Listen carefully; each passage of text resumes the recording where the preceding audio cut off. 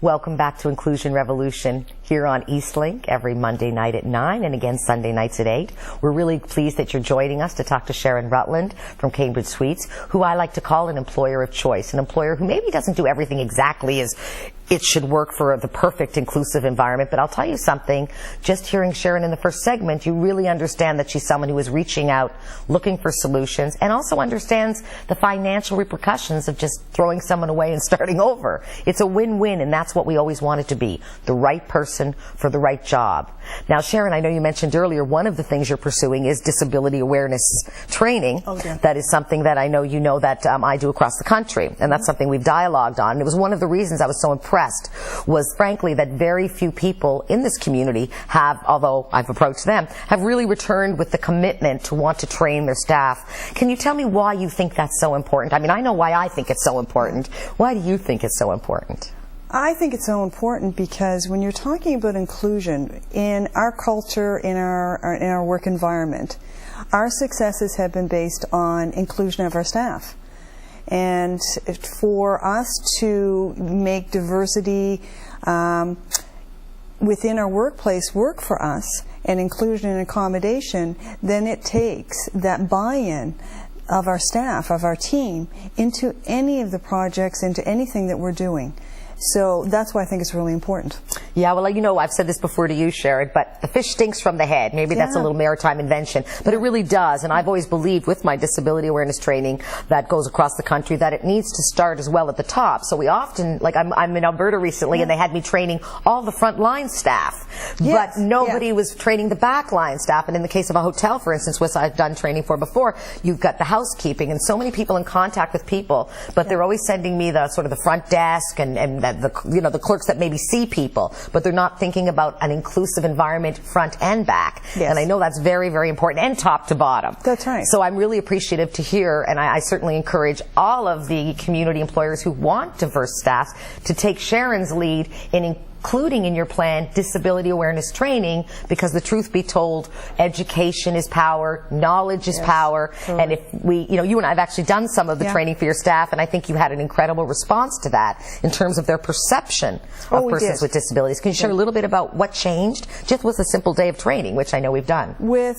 the simple day of training, it was a half day. I shouldn't call it simple. I work very hard, but no, you know what you I mean. Do. That's what I'm saying. Simple day of training. Your half day workshop.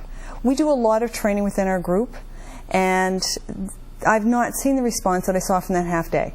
As soon as the employees come back, each one came into my office, they thanked me. They went on about what they learned, how they were going to implement it. Like, they were just excited. And that's unusual. It was really unusual. I wish I'm one of the facilitators in our group. Don't feel bad. You just can't keep up. I wish I could see that reaction when I do a training at the end of it. And I thought, wow, like, this is terrific. So when it comes to now, I mean, when I mention your name, they just light up. When I come visit your hotel, I feel like a little celeb. Yeah, it's so nice. Really Everyone's saying hi to me. Yeah, and that's gone through. So now we have other staff that want to go through the training because they've heard about it. It's being talked about. They're seeing the difference. Immediately, our staff identified guests and even other employees of how they could help them. And it really excited and empowered them. Yeah, it was very interesting. So they were now looking and seeing people in a different way, like seeing that disability, but not going next tell her, or whatever it is, and avoiding it. Not because I believe they're insensitive, as you know, but because I believe they don't know.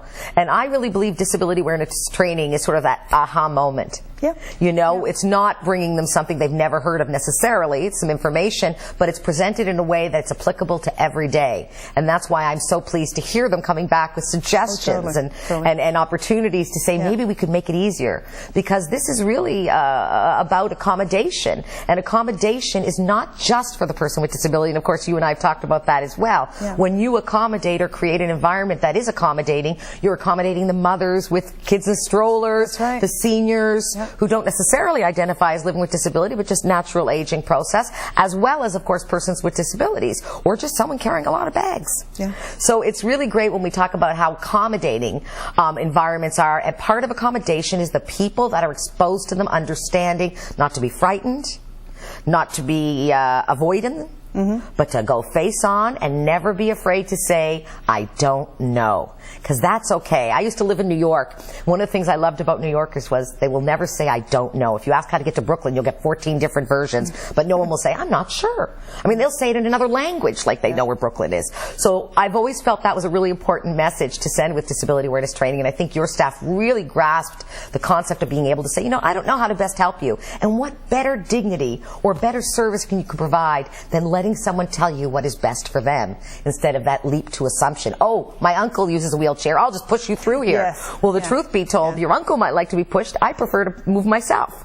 So it's that curiosity, I think, that makes disability awareness training so particularly effective, is creating a curiosity and taking away the fear.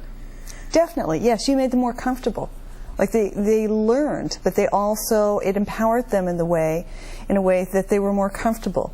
That you gave them ideas and how to approach it, whereas before they might step back and go, I'd really like to help.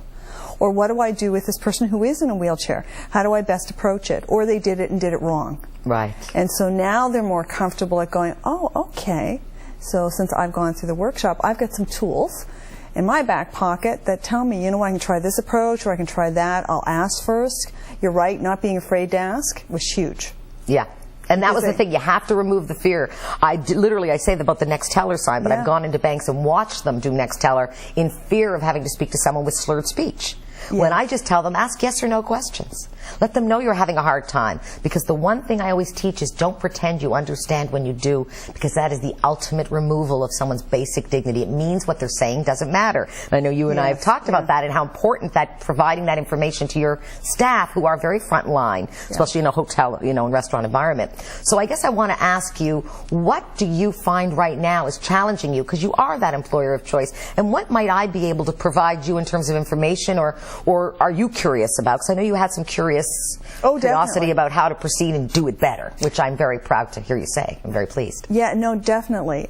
Questions of when we have employees, more resources to go to, when they disclose after the fact we've already hired them, which unfortunately automatically tells me if we didn't know up front that there probably were things that could have been done better, accommodations that could have been made that probably were not because we simply weren't aware of it. Absolutely. So what additional support do we have?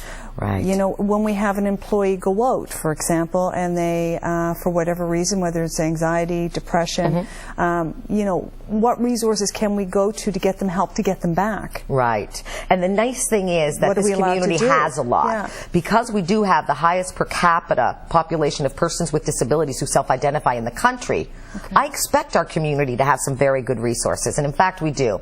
One of the things I noticed when you told me your story, and it was a great story about how you worked with this employee and ended up as a night auditor. Yeah. That great story. What I noticed was the one thing that was missing was the community stepping in and really supporting those efforts. And if I was going to give you one piece of advice, it would be to start to connect with community agencies, not unlike Reachability. Have different agencies like the Canadian Mental Health Association or other mental health agencies come in and talk at staff lunches or brown bags about mental health and take away the mysticism. Connect with an agency where your employees can volunteer with different agencies in the community as part of a, you know, sort of a way of connecting with them. So my message to you is there's very little you're not doing on the money.